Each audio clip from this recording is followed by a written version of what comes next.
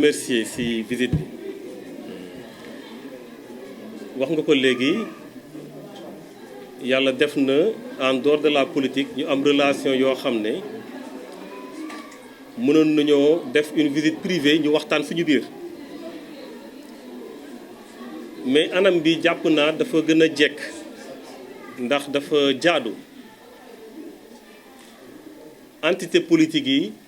nga xamante ne ñoo nekk ci opposition bi ñuy gën a xamante ñuy gën a duggante parce que ñun ñëpp dañu am en face un régime boo xam ne dafay préférer di cibler ay nit di leen tere di leen xañ seen droits les plus élémentaires nu mu dalee Ousmane dal ko démb ñeneen muy Khalifa di Karim et cetera noonu la mënee dal keneen suba su dee arrêté wuñ ko définitivement donc sa ñëw bi ci anam bi rafetlu nañ ko waaye wax nga ko léegi même soo ñëwul woon yéene bu ñu am yàgg ko am ci xeex pour les principes dafa doon loo xamante ne dañu koy continuer toujours te je pense que wax nga ko sànq loolu bokk na ci loo xamante ne tey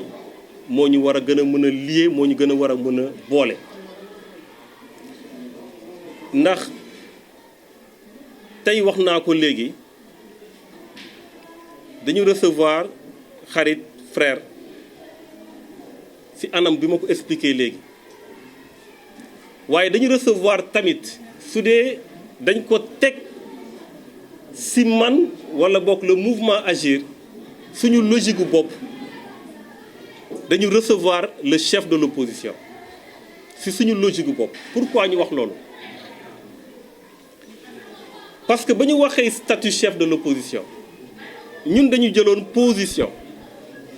wax ne fenn lañ ko mën a xoolee parce que nous sommes dans un régime présidentiel mooy le suffrage universel bi nga xamante ne moom mooy feeñ ci élection présidentielle quand tu as le chef de l'État d'un côté en face ku ñëw deuxième moo war a nekk le chef de l'opposition loolu moo nekkoon suñu argument démb boobu mooy suñu argument tey te gisuñu lenn luy war a tax ñu war a teg loolu ci suuf ndaxte dañ ko voté bu pare effectivement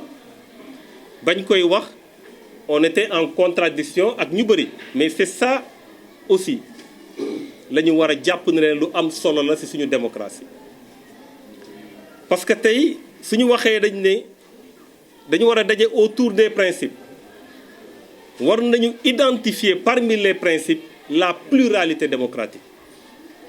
mooy le fait que ñu mën parfois mën a bokk loo xamante ne argument la wala réflexion la sur un sujet donné mais c'est ça qui fait la richesse de la démocratie donc su dee ki ne jël deuxième dem na fekk ji ku jël premier évidemment ku jël troisième mooy chef de l'opposition ni tax nag ma commencé foofu mooy que ne dans les pays qui se respectent même ñoo xamante ne dañuy am une démocratie balbutiante chef de l'opposition dañ koy renforcer dañ koy encadrer dañ koy téye pourquoi parce que statut la boo xamante ne dañ ko dugal ci démocratie pour mu dundal démocratie tey lu am la Sénégal parce que soo duggee suñu biir constitution soo gisee du président de la République dañ ci feggal aussi de l'opposition mais chef de l'opposition warul doon ku ñuy gasal ay kàmb su dee ci démocratie la ñu nekk warul doon koo xamante ne dañu war a fexe ba lu ñu jël rekk teg ko ci kawam trouble à l'ordre public participation à une manifestation non autorisée appel à l'insurrection dajale loolu nag dafay jox image suñu démocratie parce que su dee dañu dem ba yu waroon nekk réceptacle frustration yu am ci réew mi nga ne da nga leen di détruire benn par benn ba finalement peuple bi dal sa kaw ça veut dire que déjà xamoo lan mooy démocratie ça veut dire que déjà comprendre lan mooy démocratie parce que démocratie ni ñu ko tëggee ak façon bi nga xamante ne war nga ko mën a jox considération say adversaire daf lay sax faf sauver parce que ñoom ñooy am taxawaay bu tax luy nekk ci frustration ñu mën ko cristalliser ñu mën ko téye parce que kenn mënul am l'unanimité donc jàpp naa ne tey en dehors de l'ami du frère le chef de l'opposition moo ñu ses ma wax nag ne dans cette affaire gis nañ jalgati yi ba mu commencé Ousmane wax na ko léegi le jour bu ñu nekkee këram le lundi man jàpp naa ne fii ñu toll ci démocratie ak fii ñu toll suñu état fu mu demee ak expérience bu ñu am ci régime bi on doit identifier les questions de principe te bañ a xaar kenn bañ ci woo sa morom première violation première réaction il y a une première violation de l'immunité parlementaire de Ousmane Sonko jour bañ ko convoqué moom ci boppam mu xamal nañu ne procureur de la République dafa ne su ñëwul jëli leen ko jour bañ ko convoqué jour boobu j'étais chez lui parce que jàppoon naa ne war nañoo mën a taxaw ñëpp suñ koy yóbbu ñu yóbbaale ñu parce que c'est comme ça qu'on met fin aux abus kenn waratul nangu ci réew mi ku mu mënti doon mu nekk au-dessus de la loi wala muy jël ay décisions yoo xamante ne du ay prérogatives am moo koy jox mais juste loo xamante ne ay orientation politicienne la pour des objectifs yoo xam ne leer na ñëpp xam nañ ko loolu tamit bañ ci enchaîner ak lu jëm ci mbirum trouble à l'ordre public nga xam ne ñu ngi dugg ci ay tappale la ñu xam ne ñun ñëpp dañ ci waxtaan d'ailleurs taxawaay bu war nañ ko def très rapidement parce que nag leer na ne fu ñu jaaroon ak ñeneen ñi la ñu war a jaar ak lañ bëgg a jaar ak Ousmane Sonko moo tax tey loolu au-delà des acteurs politiques les populations ci boppam dañ ci wane seen bopp parce que bu njëkk ba li taxoon combat yi xawoon jafe mooy da ngay identifier ay questions de principe nga nekk ci mais suivi bu ci war a am parfois doonu ci woon am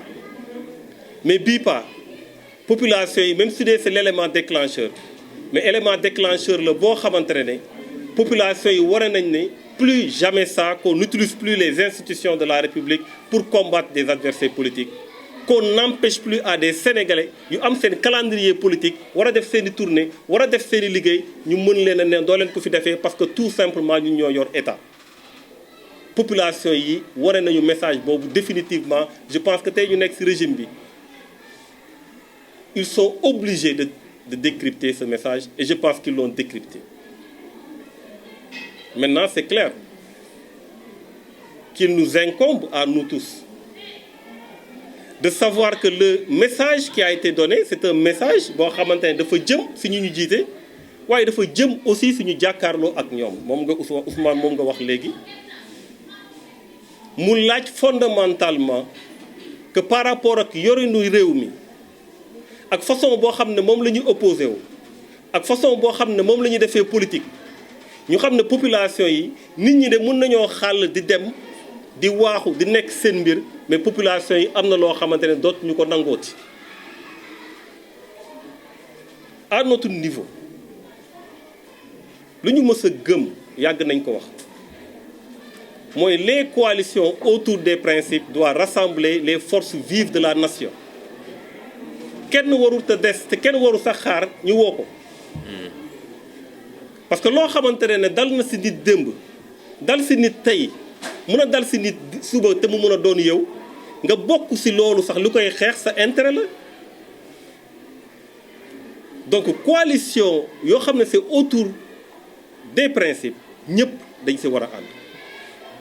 maintenant mu des loo xamante ne dañ koy tuddee coalition politique mu laaj affinité politique mu laaj bokk vision mu laaj orientation mu doon loo xamante ne ñoo xamante ne ànd nañ ci war nañ ci mën a ànd parce que je l'ai dit très clairement j'ai dit que et Ousmane l'a rappelé tout de suite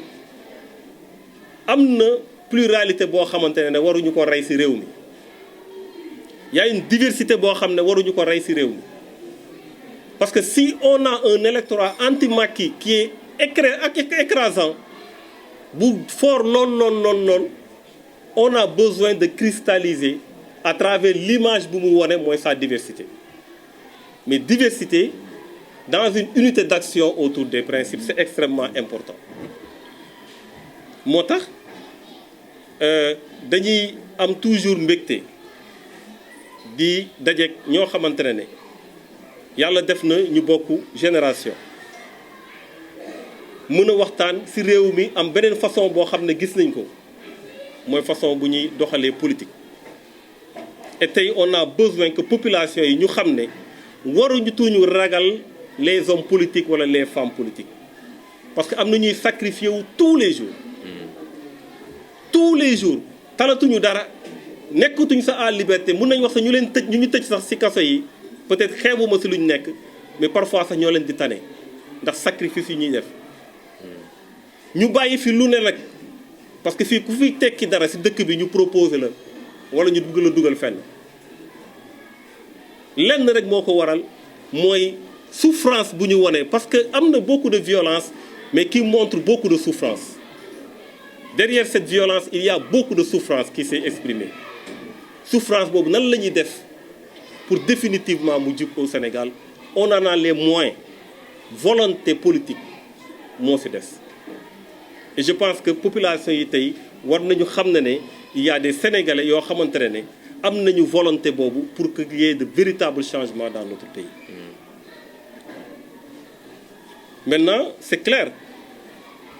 que le combat il y a des détenus politiques, il y a des otages politiques. Et on se réjouit de la sortie de Ousmane. Mais, dans des pays qui se respectent, bon leader, voilà ça, bon nit, le djel, incarcéré, détention préventive,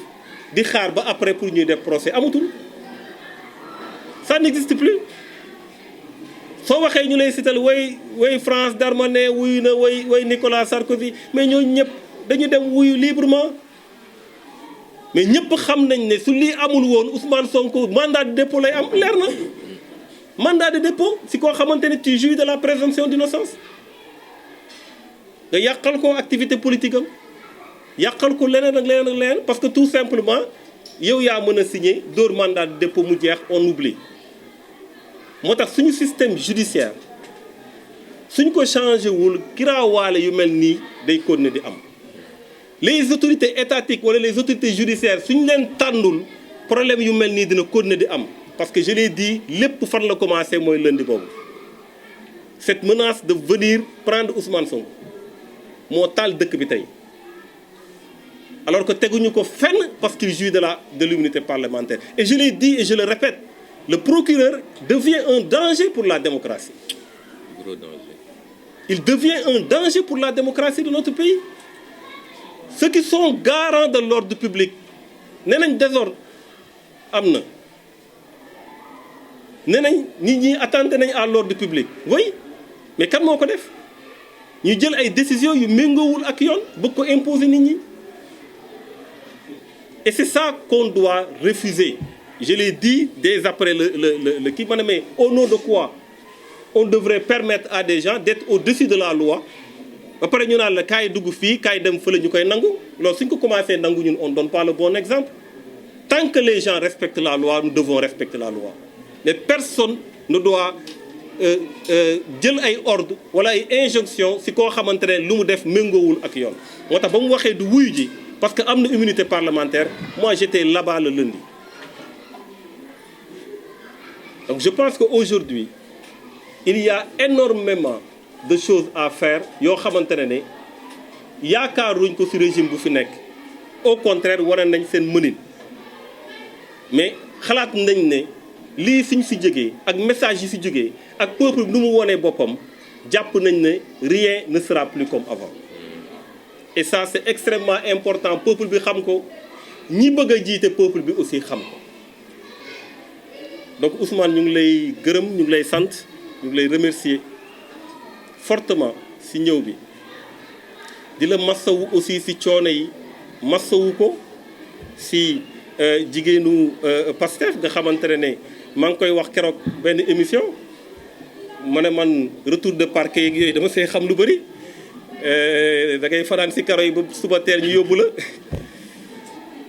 2011 def naa presque 8 jours de retour de parquet yoo xamante ne maa ngi commissariat bu ne nga dem fa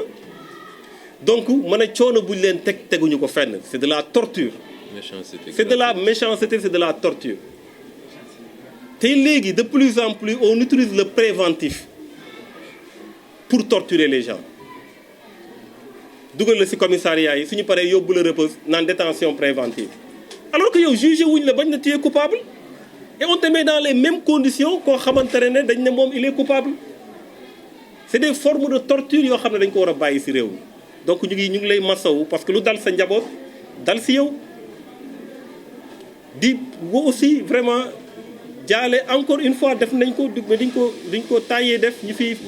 famille ñu fi ñàkk seen bakkan ak ñoo xamante ne dañ fi gaañu ñu massawu leen donc vraiment Ousmane loolu moo nekkoon kàddu yi ñu la bëggoon wax encore une fois di la remercier bu baax a baax ci sa ñëw di ko def aussi ci turu Agir parce que malheureusement configuration bi tax na ba mënuñu la woon présenter ku ne mais xam naa dinañ am beneen occasion mais la direction de Agir une partie de la direction ñu ngi fii fekkee jotaay bi vraiment ñoom it ñu jàpp ci pour que liggéey bi mu doon loo xamante ne liggéey bu am solo la pour population yi parce que population yi loolu la ñuy xaar ci ñun en tout cas maa ngi lay gërëm bu baax di la sant jërëjëf